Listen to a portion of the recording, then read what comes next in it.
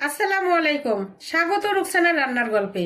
চিংড়ি মাছ আর মিষ্টি কুমড়া দিয়ে এত মজার ঝোল কখনো খেয়েছেন? না খেয়ে থাকলে মিস করবেন।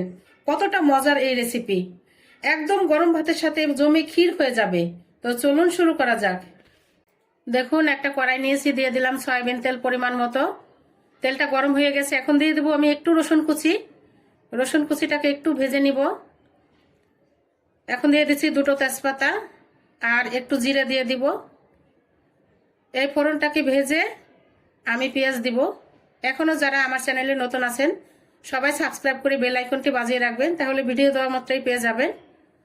আর বেশি বেশি শেয়ার করে দিবেন। এখন দিয়ে দিয়েছি পেঁয়াজ। পেঁয়াজটাকে একটু ভেজে নিচ্ছি। এখন কাঁচামরিচ দিচ্ছি। কাঁচামরিচ দিয়ে আরও একটু ভেজে নেব আমি। নরম হয়ে গেছে, এখন দিয়ে দিচ্ছি শুকনা মশলা। মরিচের গুঁড়া, ধনিয়ার গুঁড়া 1 চা চামচ করে, হলুদের গুঁড়া 1 চা চামচ, জিরের গুঁড়া 1 চা চামচ।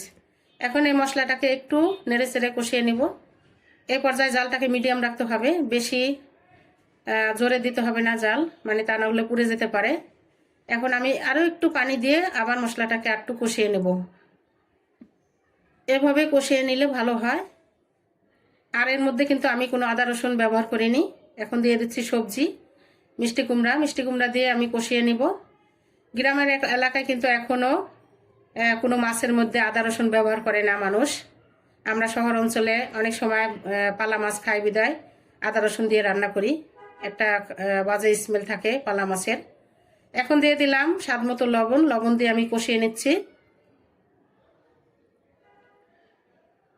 আর সব মাছের সাথে কিন্তু আদা রসুন যায়ও না।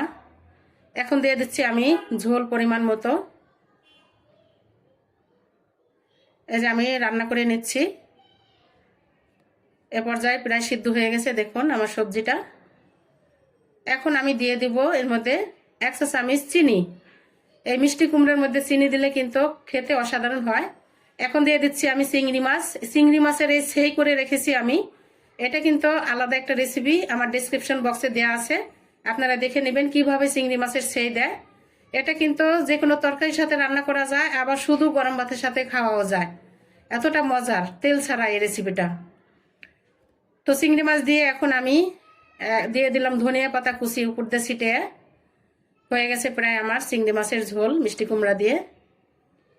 অনেক মজাদার হয়েছে এই রেসিপিটা। আমরা গরম ভাতের সাথে খেয়ে দেখেছি। এই যে দেখুন পরিবেশন করছি, কতটা সুন্দর এবং লোভনীয় লাগছে। তো সবাই ভালো থাকবেন। আজ এই পর্যন্তই। আল্লাহ হাফেজ।